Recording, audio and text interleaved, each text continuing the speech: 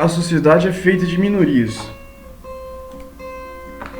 Assim como no passado, o nosso país era composto por minorias, que inclusive não era só o nosso país, mas toda a região americana, desde o norte até o sul, era uma região repleta de tribos, de minorias. Apesar de serem,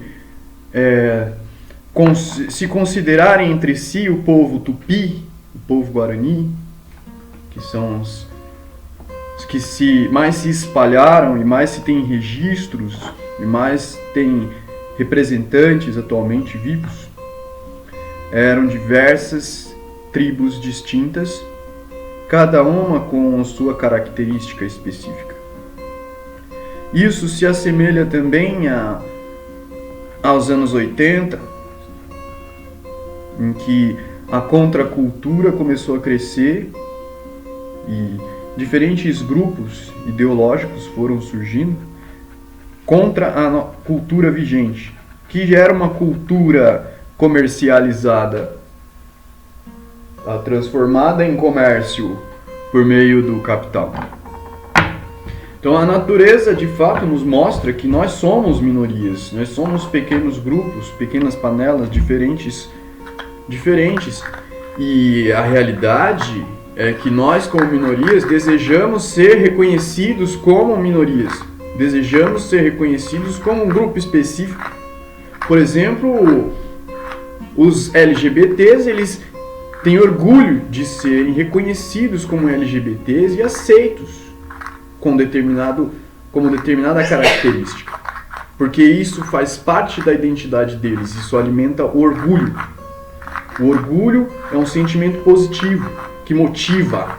E isso não se aplica só a LGBT, isso se aplica a negros, isso se aplica a pardos, isso se aplica a indígenas, isso se aplica a todos os grupos, todos os diferentes grupos que foram segregados, separados e conquistados através dessa segregação, que fez com que eles entrassem em disputa entre si, fazendo então com que o capital fazendo então com que esses grupos perdessem sua própria identidade, assim como aconteceu com as tribos indígenas.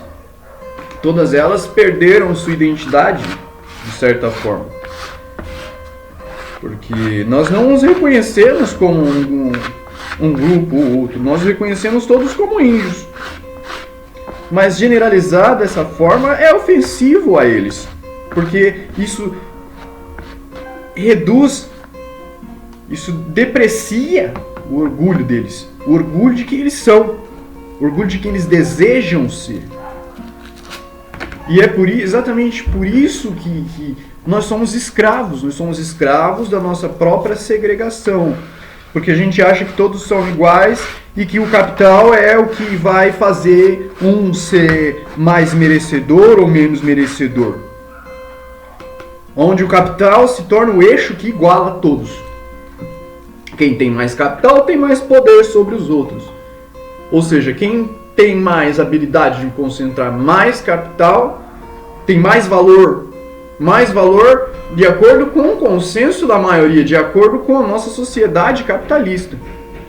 Só que a realidade é que essas minorias, esses grupos, eles precisam ser reconhecidos como eles são, reconhecidos como negros, reconhecidos como índios, não só no geral, mas em suas tribos específicas, não necessariamente aqueles que tenham uma linhagem direta, mas o que você deseja é aquilo que você merece ser reconhecido. Se você é um homem, deseja ser reconhecido como uma mulher, é coerente que as pessoas te respeitem o seu desejo, respeitem a sua vontade. E quando você é reconhecido como aquilo que você deseja ser, isso te motiva. E é exatamente a falta de motivação que impede que a gente consiga enfrentar a escravidão. A escravidão que o capital impôs a todos nós, tanto ricos quanto pobres. Porque todos nós somos minorias. Porque a maioria é a maioria que está disputando o capital. Essa é a realidade. Então, se a gente aprender a alimentar o nosso orgulho, compreender as diferenças, aceitar as diferenças e aprender a mesclar as diferenças através da linguagem, não através da imposição, mas através da comunicação, que possibilita a compreensão e o entendimento entre as diferentes bolhas, então essas diferentes bolhas podem se unir, porque elas são a base da pirâmide. E se a pirâmide está em pé, é porque essas bolhas estão todas desconectadas. E a linguagem que as conecta é o capital. E é por isso que o capital se tornou Deus. E é por isso que o capital controla, escraviza as pessoas. Porque o capital é frio, é rígido. Ele não tem compaixão. O capital não tem compaixão. E é por isso que o capital não pode ser o eixo de uma sociedade. É preciso que o eixo de uma sociedade seja exatamente a relação que há entre as diferentes bolhas, entre as diferentes minorias. Porque quando isso acontecer, as minorias vão conseguir superar a restrição do capital. Porque o próprio capital impede o desenvolvimento tecnológico, o desenvolvimento biológico, impede o desenvolvimento da infraestrutura, o desenvolvimento da qualidade de vida, impede o desenvolvimento científico, impede o desenvolvimento espiritual, porque tudo acaba servindo de meio para alimentar o desenvolvimento do poder do capital.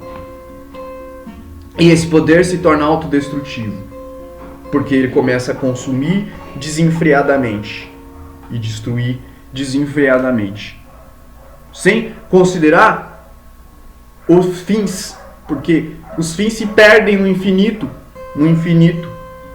que é a concentração do capital. Ou seja, enquanto o capital não tiver transformado todo o planeta, todo o universo em dinheiro, ele não vai parar de crescer. Essa é a realidade. Até que nós compreendamos esse sistema, esse mecanismo e aprendamos a reverter essa situação através do relacionamento, através da relação entre as minorias, através da união das minorias, mas não da uniformização delas, não, mas da união.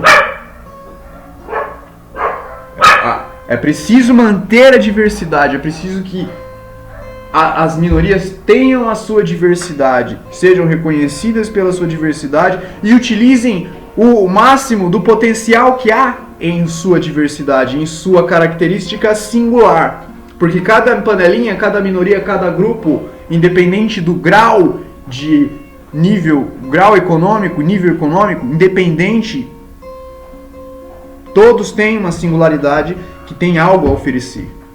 E é esse algo a oferecer que precisa se conectar um com o outro, para criar um propósito em comum para todos.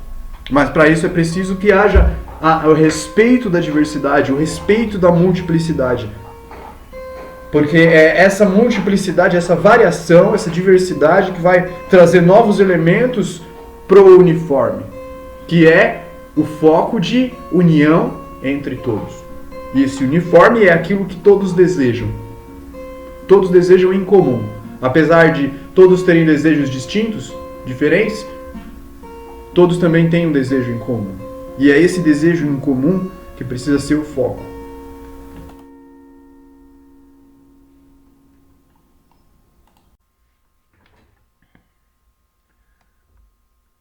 Todo conteúdo do canal é gratuito. Caso deseje fazer uma contribuição, siga a descrição.